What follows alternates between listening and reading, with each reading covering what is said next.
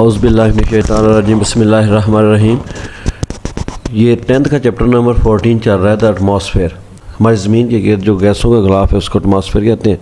इसमें दूसरी लेयर की आज हम बात करेंगे स्ट्रेटोस्फेयर। ज़मीन के साथ वाली जो लेयर है उसको हम कहते हैं ट्रोपोस्फेयर। ये 0 से तकरीबन 12 किलोमीटर और इसी तरह 12 से 50 किलोमीटर तक जो रेंज है ज़मीन के गिर्द गैसों का गिलाफ उसको कहते हैं स्ट्रेटोस्फेयर। उससे ऊपर मीज़ोस्फेयर और सबसे ऊपर जो है वो थर्मोस्फेयर।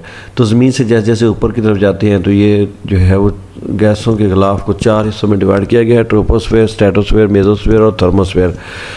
आज हम बात करेंगे सिर्फ स्ट्रेटोस्फेयर की। ये ज़मीन के गिर्द गैसों का दूसरा गिलाफ है, 12 किलोमीटर से लेके ये 50 किलोमीटर तक है।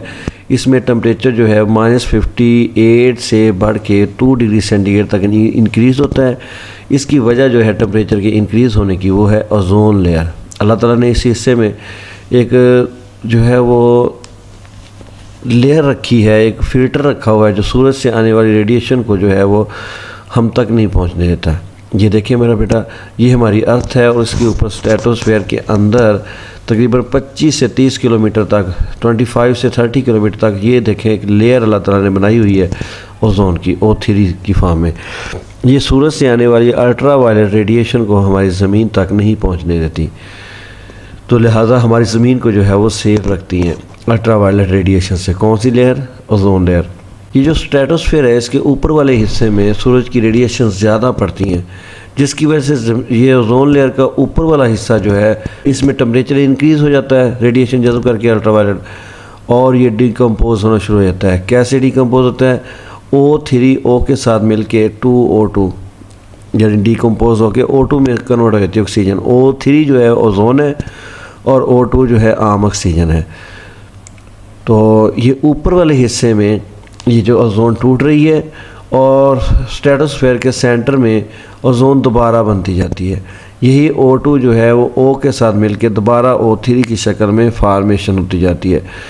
तो लिहाजा स्ट्रेटोस्फेयर के अंदर ओजोन लेयर बन भी रही है और टूट भी रही है। तो लिहाजा ये जो है वो प्रोसेस जो है वो चलता रहता है रेडिएशन को जज़ब करने का। अब इसमें ज़रा एक साइड से देख लेते हैं कि पेपर में आपने लिखना कैसे है। This region is next to the troposphere and extends up to 50 kilometre.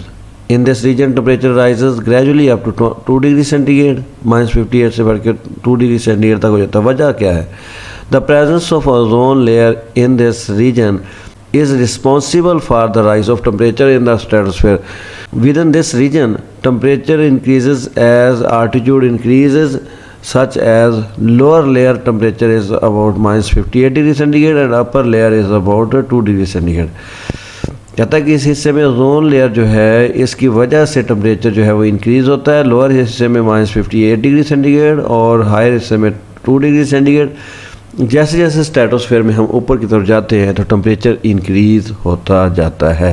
Since ozone in the upper layer absorb high ultraviolet radiations from the sun, it breaks down into monoatomic and diatomic oxygen.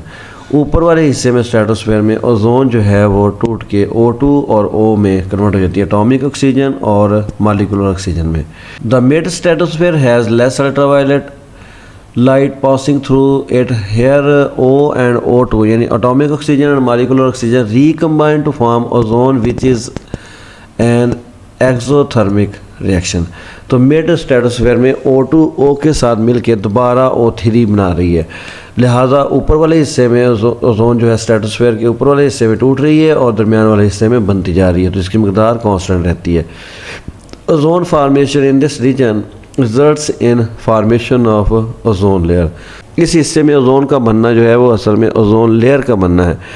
The ozone layer exist in mid stratosphere. लिहाजा mid stratosphere के अंदर जो है वो ozone पाई जाती है। The lower stratosphere receives very low ultraviolet radiation, thus monatomic oxygen is not found here and ozone is not found. तो नीचे वाले स्ट्रेटोस्फेयर में जो है वो ओजोन नहीं बनती क्योंकि इसमें मोनोटॉमिक ऑक्सीजन नहीं होती। अब हम जो है डायग्राम की शक्ल में देख लेते हैं कि अपर स्ट्रेटोस्फेयर में क्या होता है। ओजोन डिकम्पोजिशन रीजन है, इसमें जो है वो ओजोन टूट रही होती है। मिडल स्ट्रेटोस्फेयर जो है इसमें ओजोन जो है फार्मेशन रीजन कहते हैं, इसमें ओजोन बन रही है। और लोअर रीजन जो है स्ट्रेटोस्फेयर का, इसमें जो है वो ओजोन लेयर नहीं बनती, क्योंकि एटॉमिक ऑक्सीजन नहीं होती। नेक्स्ट लेक्चर में हम देखेंगे ये जो ओजोन लेयर है ये ख़राब कैसे हो रही है, और अगर ये ख़राब हो जाती है तो फिर ओजोन में होल्स क्रिएट हो जाएंगे, और अगर होल्स क्रिएट होते हैं तो हमारी ज़िंदगी पे क्या असर पड़ेंगे। तो ozone depletion and its effect, ये नेक्स्ट टॉपिक जो है इंशाल्लाह इसको अलहदा से एक टॉपिक बनाया हुआ है। ओके, अल्लाह हाफिज़।